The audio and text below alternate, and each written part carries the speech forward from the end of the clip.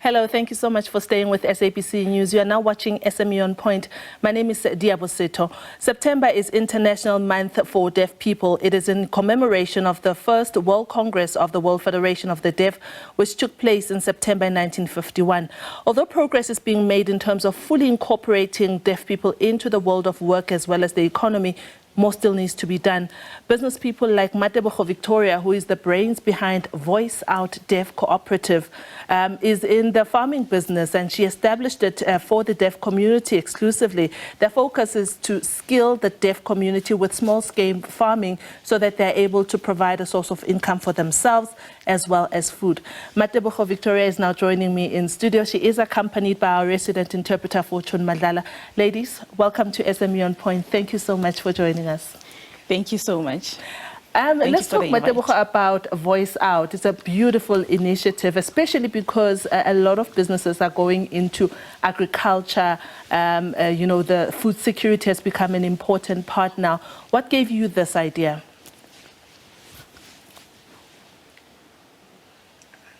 The idea actually was established, yes, like what you're mentioning, with the issue of food security. And another thing is that there's places where people don't really have food and there's high poverty. So it was to try and alleviate that poverty so that they can be able to plant and make food for themselves and also have some benefit and make income from that. So that's where the initiative started from. We talk a lot about generally unemployment in the country, which is, of course, at an all-time high at more than 30%. But I can imagine that in the deaf community, it is even higher. And we don't talk enough about that, about how we skill deaf people to be able to get into the workplace and to be even to start businesses like yours. But I want to get into the issue of deaf people, particularly those in the workplace, and how they're progressing. What is your experience, or what is the experience of the community? Wow, thank you for that question. Previously, deaf people actually felt very left out because they don't really have people who can guide them, especially when it comes to farming. There's a few deaf leaders in such fields, so that's why I decided to specifically hire deaf people so that they can also feel at home, because if they are doing nothing and they're actually just at home, so if they are there, then I'm able to make sure that I teach them, because others didn't even finish school, so now I had to start from scratch to teach them the words and how to plant and the process. So be there to support them so that even in future they'll be self-sustained when it comes to that measure. So they're very excited to learn, and right now what I see is the boost in confidence. They're very happy and the confidence is there. So that's why I love working with deaf people. I read that you have now employed 25 people. That is a lot of people to employ in such a short space of time that you've established the cooperative. Do you expect to see them also going out and starting their businesses to build a much stronger ecosystem of entrepreneurship ecosystem in the deaf community? Yes, most certainly. I remember, because they're not just there as workers only. And at the same time, I'm teaching them the business skill. I'm teaching them how to be self-sustained and also how to calculate money, and they need to know the profits and the loss when it comes to businesses, because they meet different clients and they need to learn of such. When I'm not there, they need to be able to do that themselves. Even in future, they need to understand, because I mean, when it comes to agriculture, it's important to know, and because at the same time, I also give them an opportunity to sell so that they can sustain themselves and make money. And they're very happy with that. And I see that it has actually enlightened them, and it brought a lot of joy into them. And I'll continue with that. That's great. Seeing that you are a successful entrepreneur in the agriculture space, how do you think corporates can come on board to be able to repurpose or maybe bring out a new era of entrepreneurs who are also deaf, so that it's a community that's not left behind simply because the rest of us do not know how to communicate with the community or do sign language?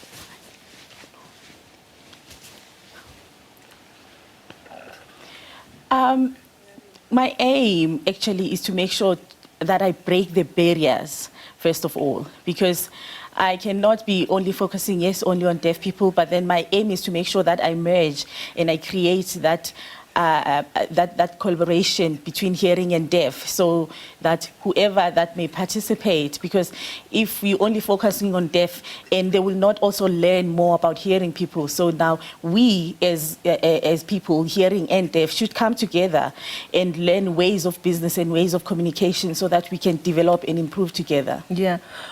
Matebogo, women in general find it difficult in the world of entrepreneurship and the world of business when it comes to accessing market, accessing opportunities, and also finances. You as a businesswoman, what has been your experience? It's not really simple. It's actually difficult. Because when I started with farming, I didn't really have anything. I had no money. I started from scratch. I had absolutely nothing for almost 4 months without any salary. So that's when I learned from that. You know, it's just like a plant. When you plant, you have to wait for the process. You wait for it to grow, then you can start, make sure that you harvest and then you sell. That's when you only make money later on. So it's a step by step. So that's what I learned, how to actually, the patience that is there. So as much as you may have anything, but by starting something, by starting that planting, you'll be able to make sure that you can sell in the long run. Tell us about the markets that you've been able to capture and who VoiceOut sells it. I saw the beautiful pictures. I hope our viewers are able to see them, of the kind of vegetables that you plant. Look very fresh. Who's your market and how's that relationship going? Well, I'm selling actually to big companies. The first thing, yes, one thing that it was very difficult to communicate with the clients, but then slowly but surely we developed that relationship, and because I've got a very high quality when it comes to tomatoes. So it was not easy, it was a bit difficult, but then slowly, and then the clients actually looked at the work that I do, and we built that relationship with that confidence, because I know my partner that I work with, I've also taught him sign language, and he has learned how to communicate. So, and also we do the marketing together. So when the clients, the customers know me very well, and they're very flexible, and they come flocking in and they buy. Yes, so I do work with big companies, and they come and buy. So yeah. Earlier on, when you were talking about the number of people that come to be skilled by VoiceOut, you mentioned that some of them did not finish school or did not go to school. The issue of schooling within the deaf community, simply because maybe schools, conventional schools, are not equipped with maybe teachers or educators who know sign language, does it lend itself to a lot more young people dropping out? And perhaps never being able to get into the workplace or even business?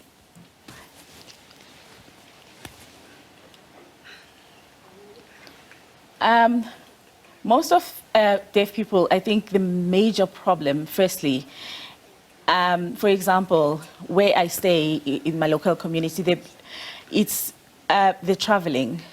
That's the biggest challenge, first of all, because of the grant money that they get. It might not be even enough for them to travel to go to places such as Soweto or wherever. So because the grant is not enough, so then they decide to give up. Yes, that's another challenge, looking back from the educational, what you were saying. And sometimes when it comes to sign language, yes, others cannot even sign perfectly. And so they need to make sure that they go to school so that they can develop and improve. So to improve sign language so that they can communicate effectively, because most of deaf people, they don't really feel comfortable, or they don't even see the reason and the need to go to school. It's just also for them is to go to school, yes, but then poverty and staying at home is not the solution at the end of the day. Would you say that the cost of a deaf person wanting to start business could lend itself to a higher cost simply because they would have to have a service of a Fortune Madlala who is an interpreter. Every time they go to meetings, they pitch their ideas because obviously, you know, it's not every either business or corporate that has the capability of having an in-house interpreter. Does it lend itself to the cost of establishing a business as a deaf person being higher than it would have been for any other person?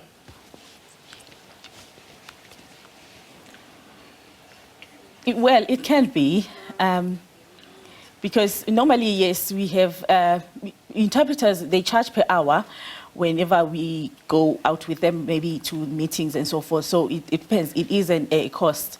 And then other deaf people don't really need an interpreter.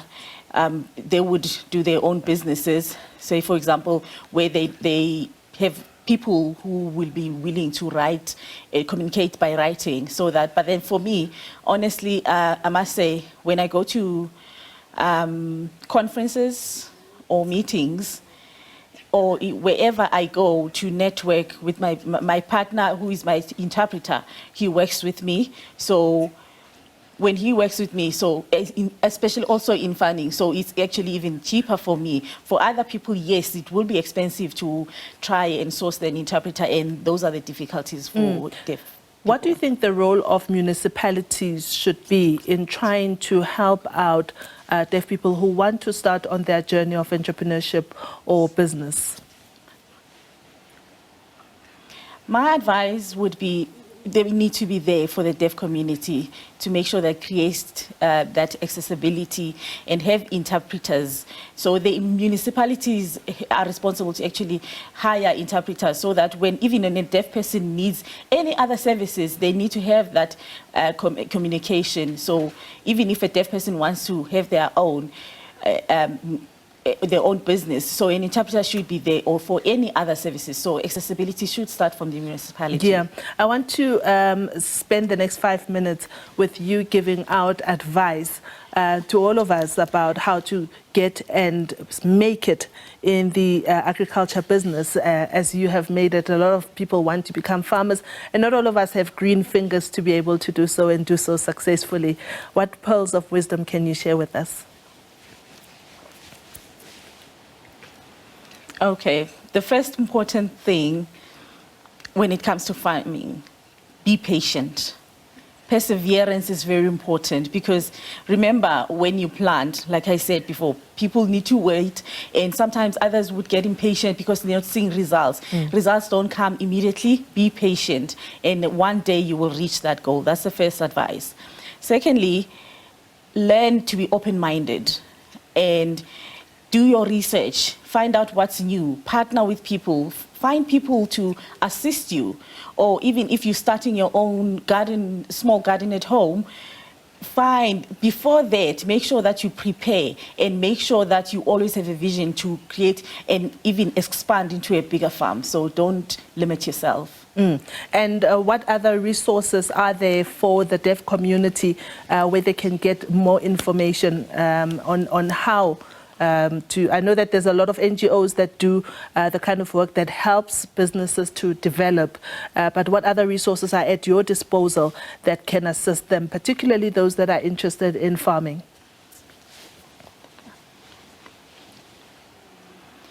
Well, the Department of Agriculture is there, and you can get more information. And also rural development you can go to any on your local district, and then you get that information. They will assist you in finding further information. And I can imagine that a person needs to be able to research and also have an interest, read a lot to be able to make it. Yes, certainly. That's very important. All right. Matebogo Victoria, thank you so much for joining us on SME On Point. We've learned a lot about VoiceOut, your cooperation, and we wish you all of the best. Thank you so much. I thank you very much for the invite. Thank you. I've been speaking to Matebogo Victoria, who's the brains behind VoiceOut Deaf. It's a cooperative that is helping the deaf community in starting their farming businesses, and it was done to benefit the deaf community. So their focus is to skill the deaf community in small-scale farming, to process or to provide them with a source of income, as well as with food. She said a whole lot of pearls of wisdom about patience and being open-minded when you are getting into this business. But she's also given extra insight about the difficulties that entrepreneurs and other people in the deaf communities are facing. You may wonder why we are talking about this. We are talking about this because September is International Month of Deaf People, and we recognize small businesses here on SME On Point and their contributions to the ecosystem, this business ecosystem that we are trying to build. And remember, we are on Instagram, we are also on Facebook. Our handle is @SME On Point, and it wouldn't be SME On Point if I didn't remind you to please support small businesses in your community and make those rands and cents circulate so we build a bigger ecosystem as well as economy. Your weather details are coming up next with Mpo Rasimpi, but for now we do say goodbye to our S3 viewers. More news will be coming up with my colleague Nzinga Gunta at the top of the hour. Goodbye.